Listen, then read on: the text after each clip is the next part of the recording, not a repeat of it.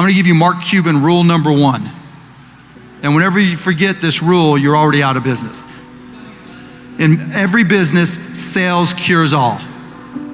Has anybody ever heard of a business that had 0 sales that was successful? Doesn't happen.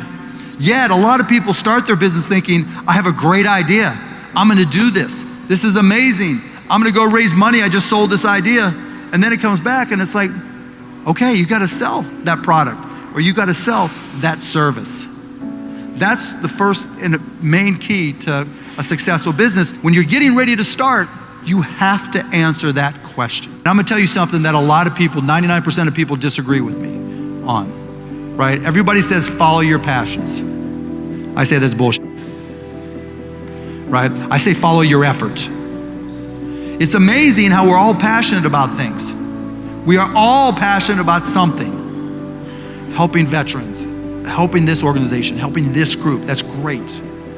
But no matter what, it all nets out to where do you put your time? Because when people put in their time, you get better at things. And when you get better at something and get good at something, then you have a chance to be great at something. And you know what I've learned? Nobody ever quits anything they're great at. And once you get great at it, it's amazing how passionate you become about it. Follow your efforts, right? Because it's not in the dreaming, it's in the doing. I had a job out of college working for a bank for a short period of time, Mellon Bank.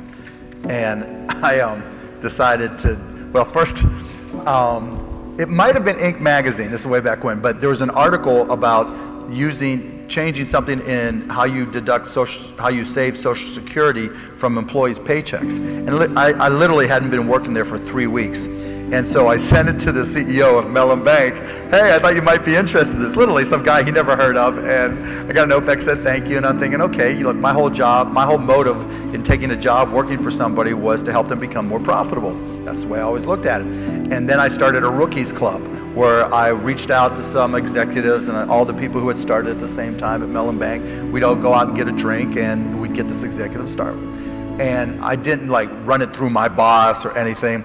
And so my boss at the time calls me in and said, you're doing this. I said, yeah, thinking he's gonna say great. He just starts screaming at me and reaming me. How could you do this? You go everything through me, you work for me, yada. So I knew I wasn't destined there. And then I left and I went down to, ended up down in Dallas and got a job working for a company called Your Business Software. And we sold software and I didn't know anything about software. I took one computer class at Indiana and kind of cheated to pass. But not that I condone that, but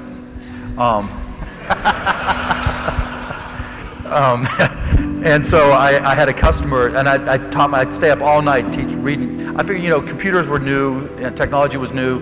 This technology was new, so nobody had a head start on me because it was changing so rapidly like it is today that if I just put in the time, I can learn as much as anybody else. And so I taught myself, I'd stay up late reading software manuals, taught myself different little simple programming languages, and kept on getting bigger and bigger and better and better. But it was at a retail store, and one of my responsibilities was to come in, sweep the floor, wipe down the windows, and open the store. And I had a customer who wanted me to come out there and close the deal, and it was a $15,000 deal, $1,500 commission to me. Told my boss, he said, no, you need to be there to open the store. And I made the executive decision that I was gonna go get the check, because I was living 6 guys in a 3-bedroom apartment, sleeping on the floor, and this check meant I could not use the same Holiday Inn towels with holes in them that I'd stolen, But anyway, so I went and picked up the check, thinking when I came back and gave the check to my boss, all would be forgiven, and sales cures all. Fired me. And so those back-to-back experiences confirmed what I already knew, that I was a shitty-ass employee, and then I better start my own. What is selling? Selling is not convincing. Selling is helping. As tech entrepreneurs here, if you're going to a customer, whether it's a consumer or you're in B2B, either you're making your customer's life easier, either you're reducing your stress, or you're making it harder and you're increasing their stress. Over the years, I think some of the things I've come to learn, particularly dealing with some of these Shark Tank companies, is one of the greatest skill sets that an entrepreneur, employee, salesperson can have is reducing stress. If you find that when you go to work, stress increases the minute you walk in the door, you've got a problem. If you have an employee and the minute they walk in the door, you have a problem and they have a problem. And what I've found is the best companies, the best employees that I have, the best investments that I have are the people who reduce stress, because those are the people we don't want to give up. You know, they may not, they don't make the most noise, they don't always get the biggest paychecks, they don't always close the biggest deals, but when there's problems that need to be solved, they're already working on them before you're even aware of them. Those are the people that we love, and those are the things, you know, reducing stress. If you set in your mind goals as an entrepreneur for your company, one, keeping your, you know, selling and keeping your customers very happy. Two, staying ahead of the curve with your competitors. And three, reducing stress of everybody around you, all your stakeholders, you're gonna be successful. Because if you think about all your personal experiences, would you rather do business with somebody who creates stress, or do you want to do business with the person who reduces stress? It's an easy answer, but you'd be amazed at how many people don't follow through in that. Another quick story. So I didn't have money for a car, and my X19 with the hole in the floorboard had died. And so I literally, the way I got my car was I saw a car that was stranded on the side of the road, this old Camaro.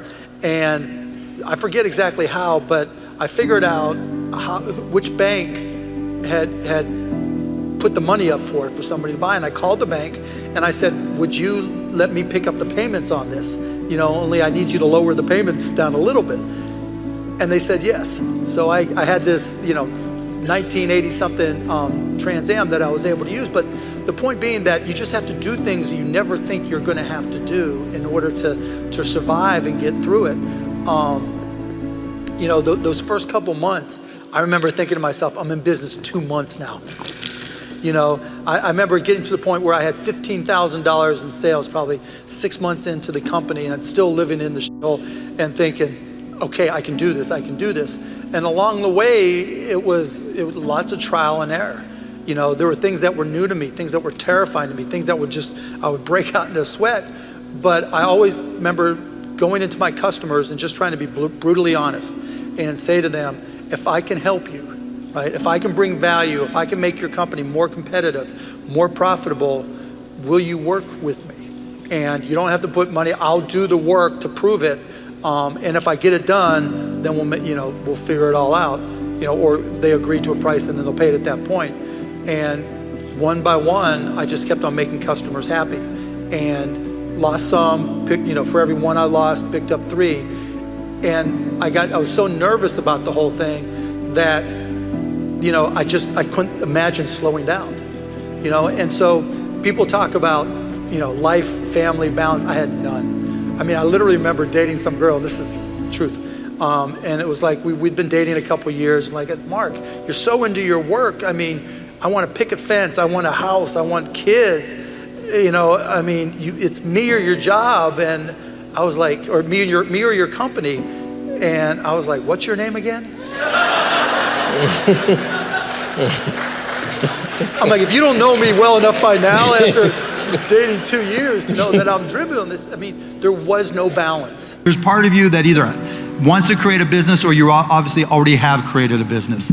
The hardest part is taking that first step, right? There's always that line, like I was talking about earlier, that you have to take a step past. But the thing, people always say, well, you know, you're not afraid to start a business. Why aren't you? It's terrifying, or, you know, it scares me to do it. And my attitude has always been, if you're prepared, it's not a risk, right? Bobby Knight, who was the coach at Indiana University, used to say, everybody's got the will to win, but it's only those with the will to prepare that do win. And the same applies to business. We've all seen our friends go out there and just wing it. You know, it's my passion. We're all passionate about something. I'm passionate about basketball. Doesn't make me an NBA player, right? It's not just about passion. It's not just about saying I'm doing it. It's not even about incorporating. It's not about the idea. It's about, are you prepared and are you willing to do the work? When I started with the MBA, they thought their product was basketball. And this applies to entrepreneurs, very much so. You gotta know what your product is. Micro Solutions, my product was profitability, using technology to generate profitability. At broadcast.com, It was our ability to make the world smaller. Even though we broadcast radio stations, those were proof of concepts so that corporations could do, Intel would pay us hundreds of thousands, even millions of dollars so that they could stream their product introductions in 5 languages around the world, things they weren't able to do prior to that. So we made the world smaller. With the Mavs, we didn't sell basketball. We sold fun. We sold experiences. And I would go to the NBA owners meetings and I'd say, okay, what was the score of your last game? Do you remember this jump shot from your last game? And like, no. And then I'd say, okay, do you remember the first game you went to with your mom or your dad? Do you remember the first game you took your son or your daughter, your niece or your nephew to? That game you went to with a girlfriend or your wife or your buddies? Oh yeah, that's what we sell. We sell experiences. And those experiences have to be affordable, and those experiences have to be made special. And so, I brought in music because what I learned early on was when a parent brought their 10-year-old or 8-year-old, that 8-year-old is looking like this, whenever there's not action going on. And so I had to keep them engaged.